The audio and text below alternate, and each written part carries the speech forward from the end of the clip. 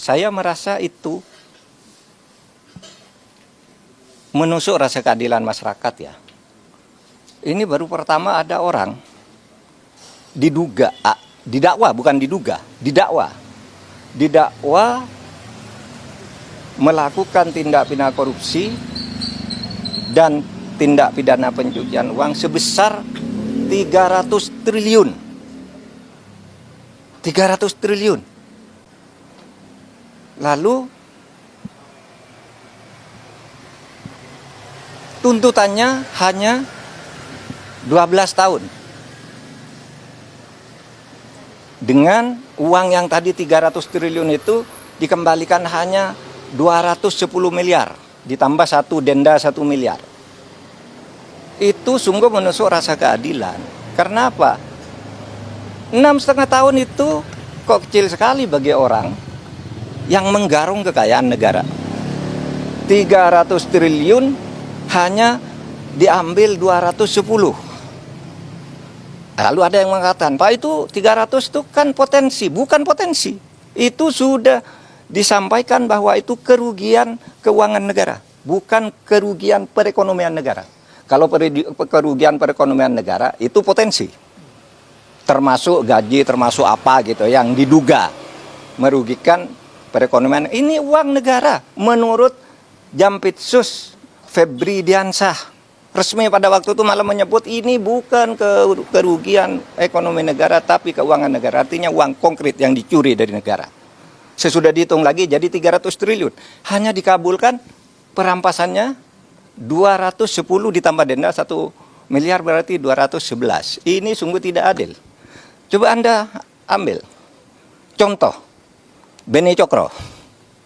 Hukumannya seumur hidup, asetnya dirampas ratusan miliar oleh Kejaksaan Agung. Henry Surya semula dibebaskan di pengadilan negeri. Kita tidak terima, langsung kasasi atau dituntut lagi dari kasus lain. Naik, ya. Si Henry Surya ini semula bebas, kita langsung ke kasasi menjadi 18 tahun penjara. Hartanya juga diambil. Sudah disita oleh kepolisian lebih dulu. Atau Surya Darmadi. Itu divonis hitungan kerugian nih ekonomi nih, yang ekonomi nih bahkan. Hitungan ekonomi negara rugi 39 triliun. Dituntut oleh jaksa 39 triliun dengan denda 2 miliar sehingga menjadi 41 triliun. Dikabulkan oleh pengadilan negeri. Tetapi naik banding tetap kena 2 triliun. Hanya uang kecil loh, kena 2 triliun. Ini 300 triliun kena hanya 250 miliar. 250 miliar dari 300 triliun itu berapa? 0,007%. 0,007%. Nggak sampai separuh. Nggak sampai setengah persen. Anda bayangkan itu. Nah oleh sebab itu menurut saya Kejaksaan nampaknya kurang konsisten juga. Mengapa menyebut dakwaan 30 kok kemudian tuntutannya 250? Kan terlalu jauh meskipun sesudah dihitung ulang oleh pengadilan terlalu jauh itu.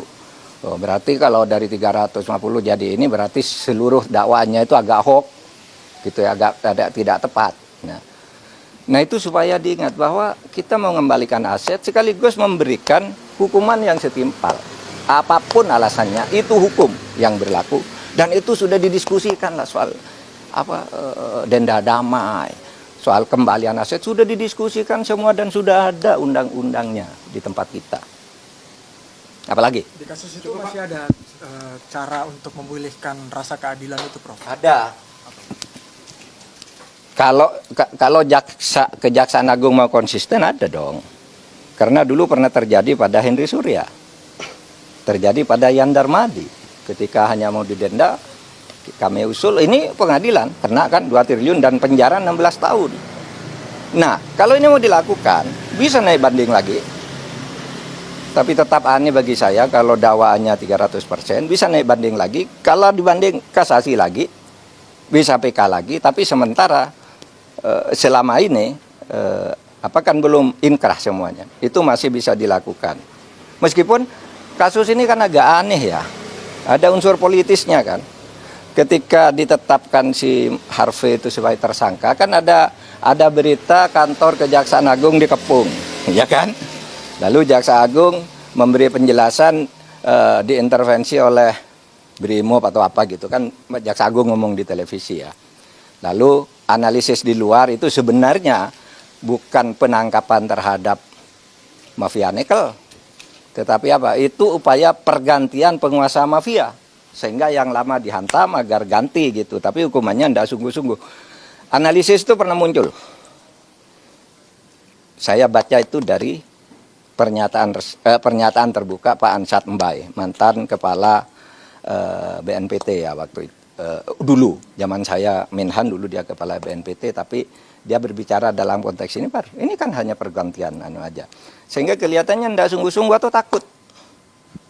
Nah ini tantangan, tahun baru ini tantangan, Anda mau bersikap apa terhadap ini?